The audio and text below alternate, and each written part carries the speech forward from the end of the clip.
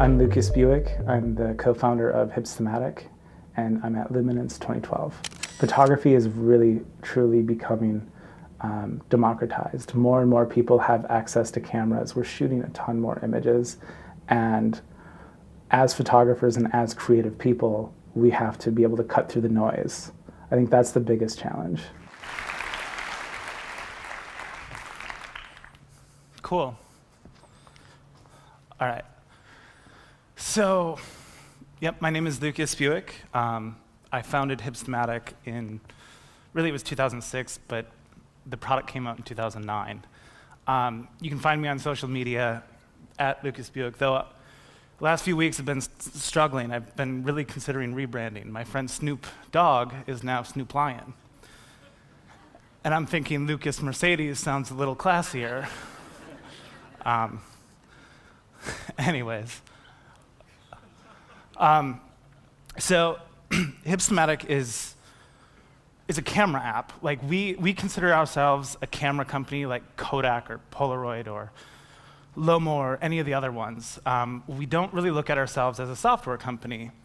When we decided that we wanted to make an iPhone app, it was more about trying to recreate the experience of analog photography. My business partner and I, we met in art school, so we're art nerds first. I'm really a failed photographer. I wasn't good enough. Became an art director, then I got to tell photographers what to do. And then I got to work with really cool people to retouch the photos that I couldn't have the mad Photoshop skills.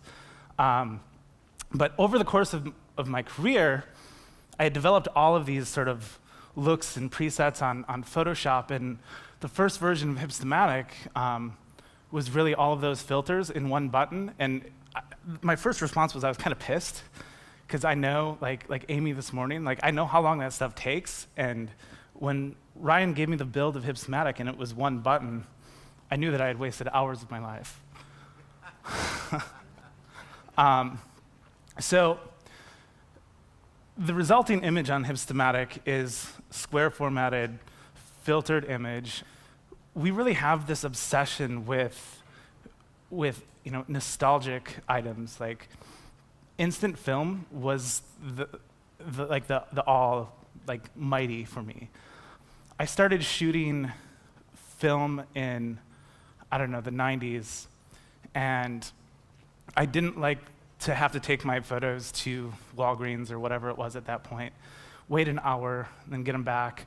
And instant, like I had this Polaroid SX70 that was kind of awesome because all I had to do was shoot, and then I waved it, even though you weren't supposed to. It was way more fun to wave it.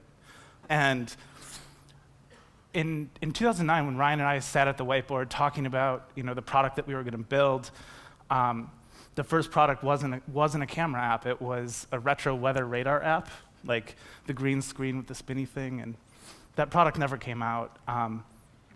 The conversation that we had was, as we started prototyping it, I called Ryan and I said, Ryan, if this was on the App Store today, would you buy it for $1? And his answer to me was maybe, and that was my answer too.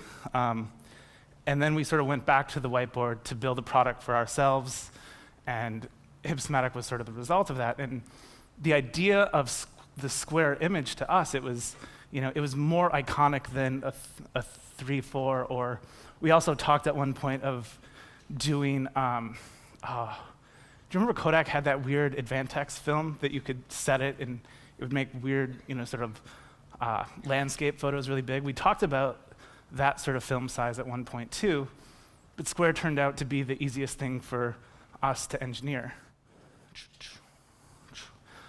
And I got this from Wikipedia, and I thought it was really interesting.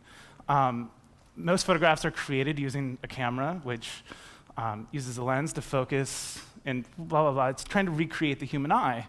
And I think that there's so much more to photography than recreating what your eye sees. I think photos are the ultimate storytelling device.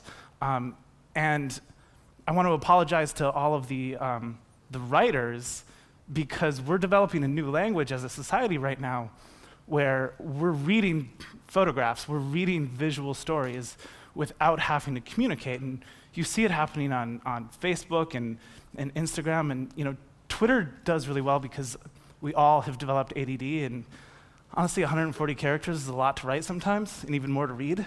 And I'm more guilty than anybody. I have absolutely zero memory. Can't remember what I wore yesterday. I probably wore this. And so like the fact that photos sort of capture an entire experience in a way that not even moving image can. If you think like historically, there's, what's his name? Neil Kaiser, I believe, photograph of Muhammad Ali standing over Sonny Liston like this. There was tons of video footage of that exact moment. But the truth is the iconic image that we remember is that. It's not moving. There's a story that we all get to create when we look at an image. And I think that's sort of the power of photos. And yeah, they can be documentary, but aesthetics are just as important to the story as rule of thirds and all the art school training that I had. And what's crazy is every 2 minutes we're shooting more photos than we did the first 100 years of photography. Photography is so new as a medium, and it's also the most sort of exciting for the society to be creative. Like, I went to art school and I learned really quickly that I'm not a painter. I can't sculpt. I can sort of work with type, but I can't draw, so I can't draw my own type. Photos, like everybody thinks they're a photographer, and everybody sort of is a photographer, and what's really cool is the amount of images that we're taking. Every photographer that I know that I've worked with, they always say the same thing. Like, the secret to being a brilliant photographer is shooting a lot and editing. And this happens on social media all the time, where I shoot so many photos of the same lunch or food or friends, but I only post the really good ones, so my friends think that I'm better than them. Nobody will ever see, my iPhone in the camera roll that is full of all the bad shots. And for reference, on Hipsmatic, we see in that same 2-minute span, there's about 2,400 images that our users are shooting every 2 minutes, which is more than, like, on an average week, I'm shooting more than a roll of film, and on a trip, I'm shooting 10 rolls of film, 100 rolls of film, and it's all stored on my iPhone, which is, I think, really cool, and I don't have to do any extra work. So photography is still, about the photographer. We at Hipsmatic, we think of life as one big photo shoot, and our user base is the photographer, our product is the camera, and our staff, we're the stylists. We only care about getting looks to transition so that people don't have to do all the work. That idea of a point-and-shoot or one-touch photo, like Hipsmatic today, is really about that toy camera experience. It's novel, it's fun, it's not supposed to be super serious. Even though we have guys like Ben Lowy, who shoots for New York Times and all this other stuff, and he's shooting war in Libya and all around the world, we developed it to sort of bring the fun back to photography. Like, you shouldn't have to work so hard. And one of the things I do when we interview people or we're meeting new people is we ask them if there's any historic photo that you wish you would have taken, can you tell me about it, that you wish you were the photographer for? And then I ask why. And this image comes up quite a bit. It's got a couple of different names: victory over Japan Day, the kiss. There's a whole story here that we sort of associate with this image. It was shot in August of '45. Photographer tells a couple of different stories about how he captured the image.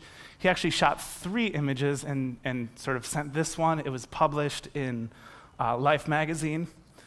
And the same day, same exact moment, there was another photographer, shot the same scene. He was employed by the US Navy, and this image ran a week after the other one in the New York Times. And why isn't this one iconic? Why didn't this one become the one that we know? I think you go back, there's the whole story is told by the photographer. It's about the lighting, the scene, the mood, and everything that he captured around it. And, it sort of translates into, a memory or whatever. I keep hearing the word memory. I don't even know what memory means. Sorry. So we have this image, and I already killed it. I cropped it, so now the composition isn't as interesting. It doesn't tell the same story. You don't see Times Square. You don't see the pose of the woman being kissed. You still see the sailors. And what if this image was in color? It clearly wasn't. But if it's in color, does it tell a different story? And if it was in color, what if then you processed it differently? You cross-processed it. Does that start to affect how you feel about this moment? And what if this was the 70s and you had a Diana and you shot it with a Lomo-style camera, and light leaked in, and all of a sudden it's completely different? Or the almighty tilt shift effect. This is really great because I'm thinking this is getting back to a better story. It's got the central focus. I know what is happening. What if you change the focus? Add vignetting. This tells me a completely different story. That guy in the back, that's his girlfriend. He's about to go deck that guy. The true story is they're not dating, and apparently the sailor that's kissing the nurse got slapped immediately after this. This is what I read. I don't know. I wasn't there. Okay, so what if you added a filter that Andy Warhol made, and it's still image, it's still photography, it's still maybe not photography, but it's art and it's image making, and this sort of thing is completely possible. It tells I don't even know what story it tells, but it's pretty. But I think the truth is that what we see is that storytelling and being a great photographer, not everybody's a great photographer. We worked with this guy, David Loftus, who's best known as Jamie Oliver's best friend and photographer of all of his food. And we did a lens with David, and to celebrate it, we opened a pop-up restaurant in our office for a couple days, and I'm sitting having dinner with David, and I'm eating the same food he is. He's sitting next to me. The light's very similar. We're both shooting, and I'm like, David, let me see your photos. And he showed them to me, and mine didn't look that good. So I stole his. We did a gallery show, and now they hang in my living room. So I think it really is all about the photographer. And for us, and in my background as an editorial art director, we would hire photographers based on style, and that's the same sort of thing goes to an artist. I know Warhol style, I know Jackson Pollock style, I know, David style. Like, everybody has a signature look, and what we look at is like, if I'm going to take a black and white, really crisp landscape of probably Yosemite or something like that, Yellowstone. It's a little contrasty. It's the Ansel Adams look. This guy's been giving the thumbs up way before Zuckerberg was at Harvard. Terry Richardson. Terry Richardson is, best known for the flash-on photography, like shooting with an Olympus. David LaChapelle, LA-based photographer. Vibrant colors. This is his look. Over-the-top set design, fantasy. New York photographer Ben Watts. Ben, this is sort of mixed media, like little gaffer's tape, little Sharpie, little photographs. Like, you have a whole new way to look at the image, sort of part of that DIY movement. And we work with Ben to sort of bring his look into Hipstamatic. And for us, Hipstamatic is really about getting these styles. Like, it started off really, really modestly. We wanted that retro look, that nostalgic look, and over the last 3 years, we always know that nostalgia is a moving and retro is a moving target. You go back 30 years, you see similar fashion trends, you see similar photo trends, like the David Loftus food look. If he were to have shown anybody that style in the 80s, he wouldn't have got work. So history sort of repeats itself, and for us, we always want to sort of identify what the looks are going to be, how it translates, and get that into the application in the form of a lens or a film or something that people can use.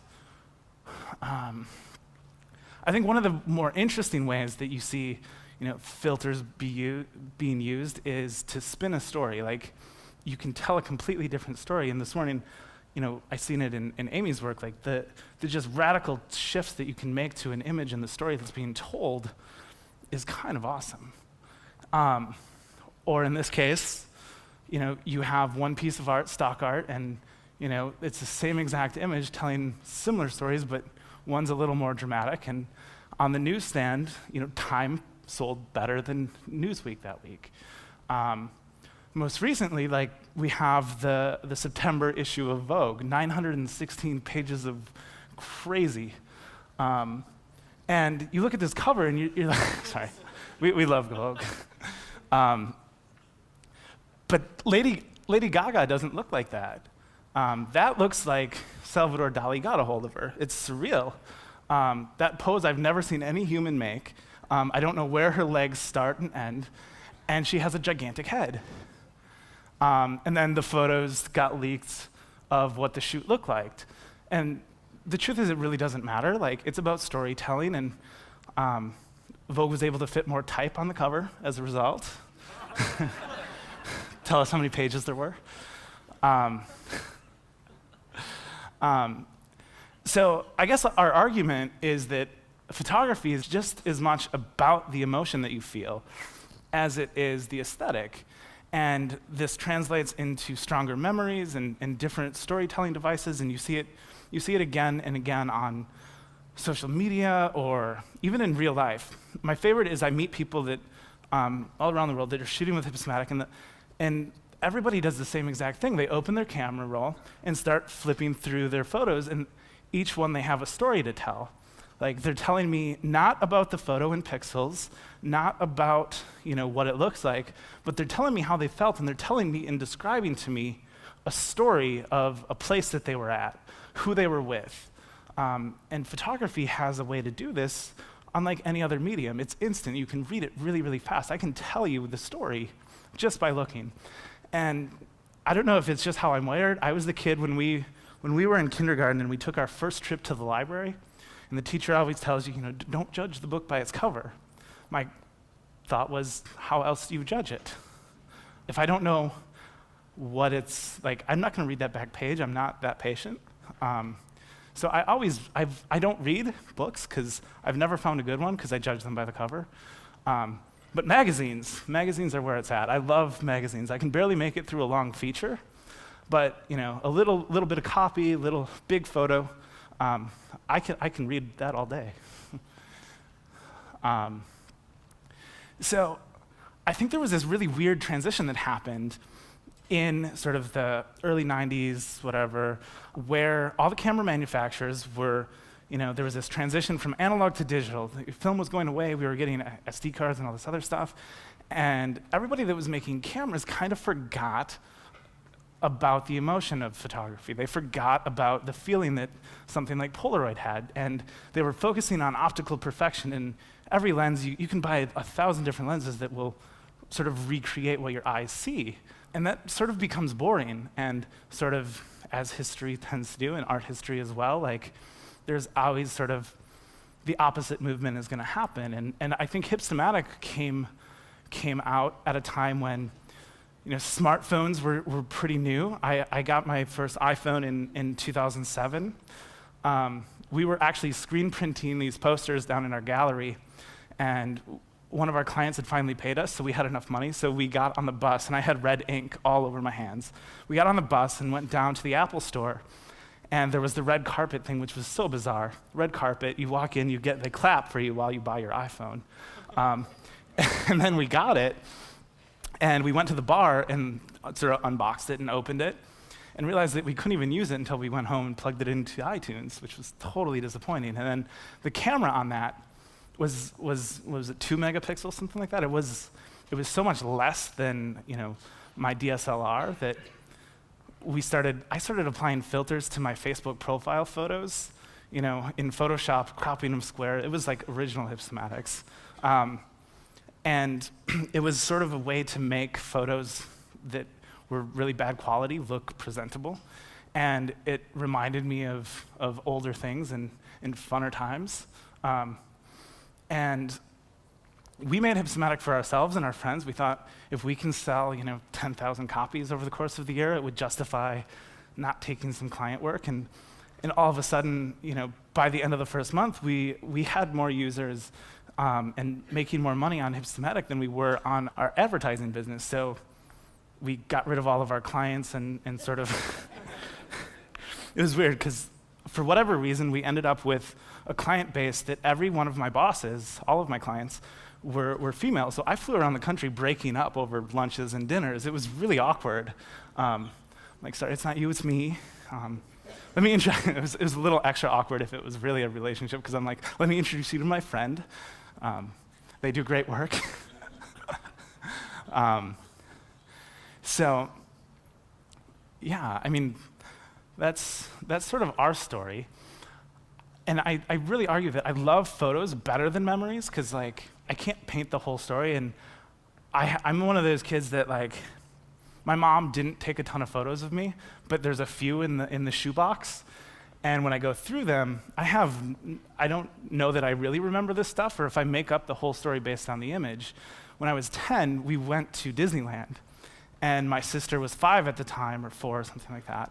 And there's all these photos of her throwing a tantrum and causing the trip to be bad. I don't know that I really remember that or think the trip was bad, but I tell that story because I seen the photo and that became the memory that I have.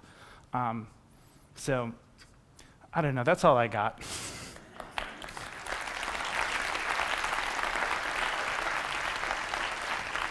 Cool. Hey, thank you. Thank you. A couple questions for you there. Yeah. And I actually wrote them down so I won't forget them. Well, the first is actually a comment. Maybe we could talk about creating a David Burnett filter, and that would be something that I would pay for. Okay, just planting the seed there. Something that I started to notice, and you talked about filters and the emotion. My friends invite me out to the Hamptons once a year, and I go out there and I try to take a lot of pictures and I make a book out of it. I noticed this year, as I was sort of chimping through the photos, that even before the weekend was done, I was already feeling a little wistful and nostalgic about an event that was still going on. Yeah. And so I wonder, the application of filters that sort of creates that instant nostalgia, is it creating sort of a false emotion or a false memory, or does it even matter? Man, I hate to say the truth here. It doesn't matter. I don't know if it's because I worked in advertising, or you're always trying to make stories up. And one of the things that we did at Hipstamatic to sort of launch the product is, you may have read the story of how Hipstamatic may or may not have been a real plastic camera in the 80s, and these brothers happened to die and it went away, and then we found this guy and we brought it back. That may not have happened, but it was a great story to tell, and from 2 guys from the Midwest that have no connections to technology world, we needed a piece that we could send to the media to tell a story so that they could communicate. Yeah. Yeah. And you mentioned that the sort of intention of Hipstamatic was to be kind of a toy camera. Yeah. And yet you also brought up the fact that Ben Lowey's in a war zone. We've seen tremendous work from Teru Koyama as well. Yes. How do you feel about the toy camera being used in that way? And when you initially saw that people were in war zones using this, were you kind of blown away?